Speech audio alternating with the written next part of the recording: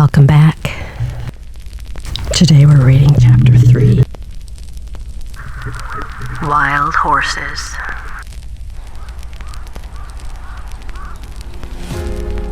Scarlet awoke at dawn the following morning after another night's restless sleep. Again, she had fallen asleep with the slum problem on her mind. And again, she had tossed and rolled and slept fitfully. Phew, what a night.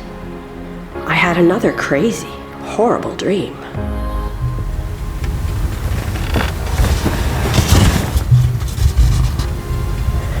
She said aloud as she tumbled out of bed, yawning and stretching her arms high.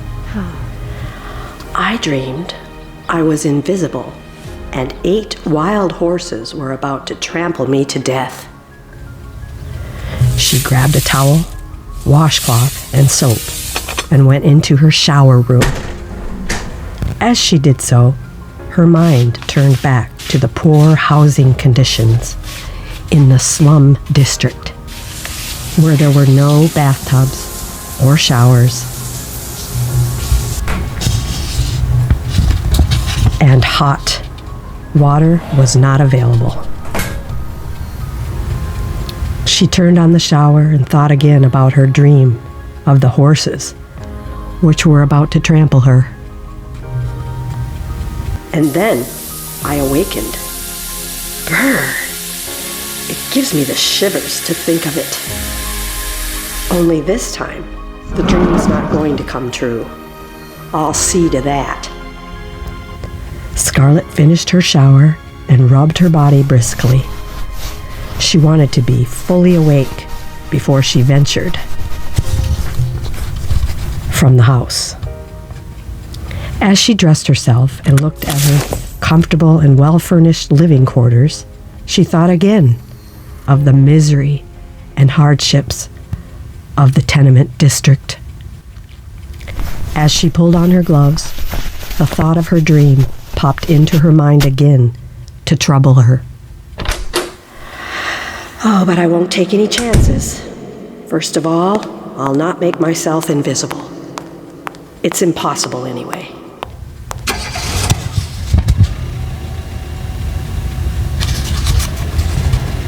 I'm positive I'll not find any wild horses downtown, she argued.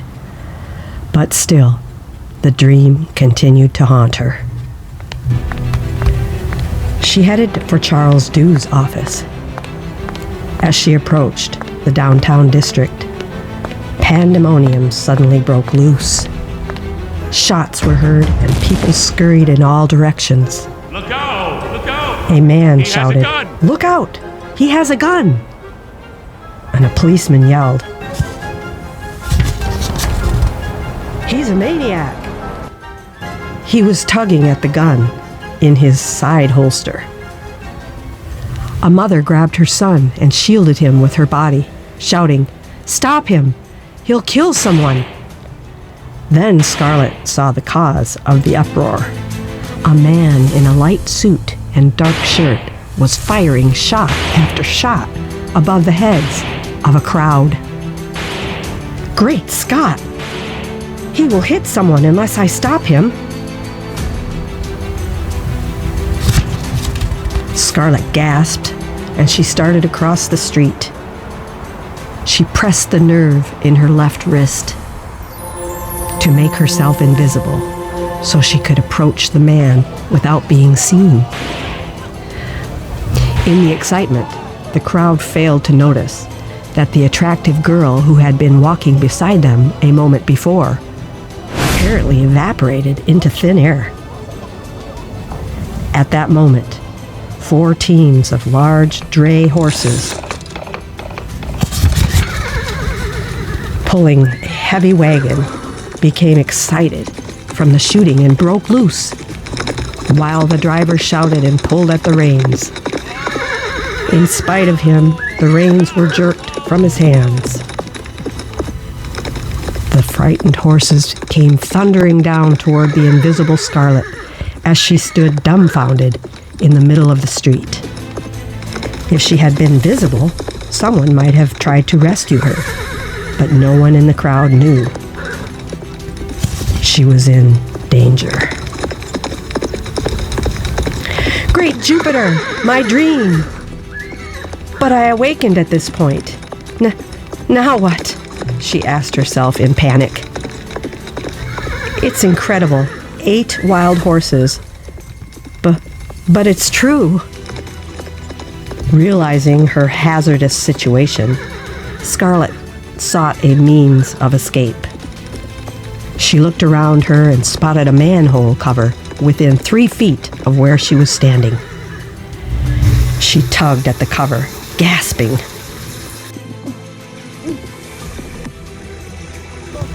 This manhole, if I can get the cover up.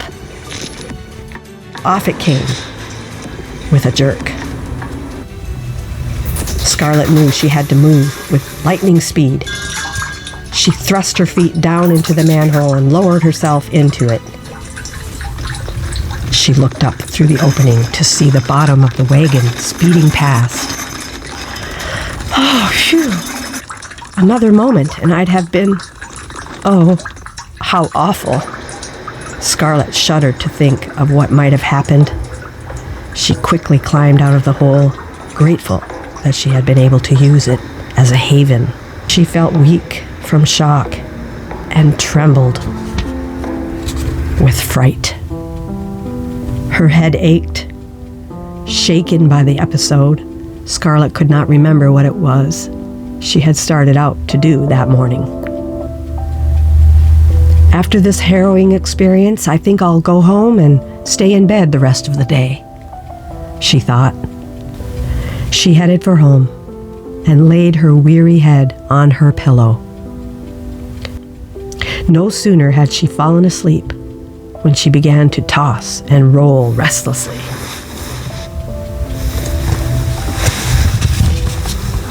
Sometime later, she opened her eyes and glanced at the clock. Another dream, she said. Good heavens, it's almost 10 o'clock. She jumped out of bed and hastily donned a sweater and skirt. I dreamed Mrs. Gray's baby was playing on her back porch on the second floor of one of those ramshackle houses and fell off, she murmured. She hurriedly glanced at the bedside clock. It was already 2 minutes to 10. I noticed the clock on the tower near the Gray's home in my dream. It was exactly 10. I have only 2 minutes to run over there, Scarlet reminded herself. She pressed the nerve on her left wrist and made herself invisible before dashing out of her apartment. She knew there was a possibility that the dream might not come true. But after her experience with the moving van and the frightened horses, she did not want to take any chances. She also knew that her neighbors would wonder at her running through the streets at top speed for no apparent reason.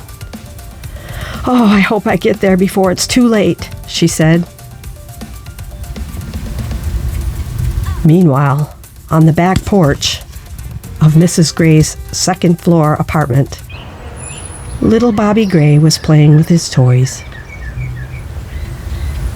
Suddenly, he tossed them aside and began to crawl around the narrow porch. While Scarlet was breathlessly telling herself that she had only 100 yards or so to run, the baby reached the loosened boards of the broken railing and began to crawl through. His childish innocence made him unaware of the danger that lay before him.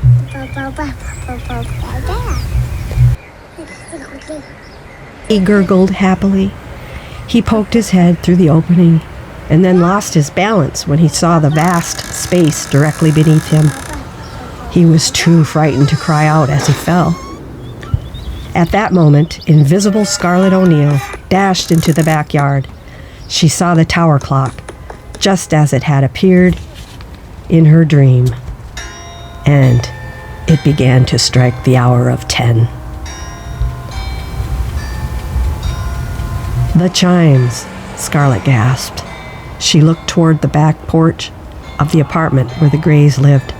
She put forth a superhuman effort and sprinted toward it, for she saw the tiny form of Bobby Gray coming through the railing.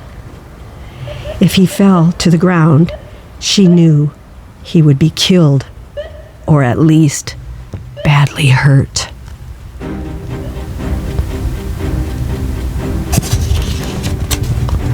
She rushed towards the porch with arms outstretched and caught him in her strong young arms just in time.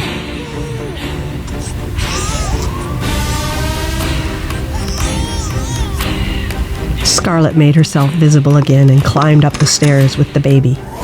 She found Mrs. Gray and handed the little one to her, saying, "I noticed a couple of loose boards on your porch railing. I think it would be safer if your baby played indoors until they're repaired." "Oh, thank you, Miss O'Neil. Goodness, he might have fallen off the porch," Mrs. Gray said with alarm.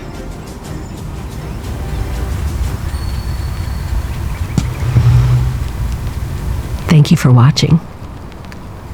Join me next time as we read Chapter 4.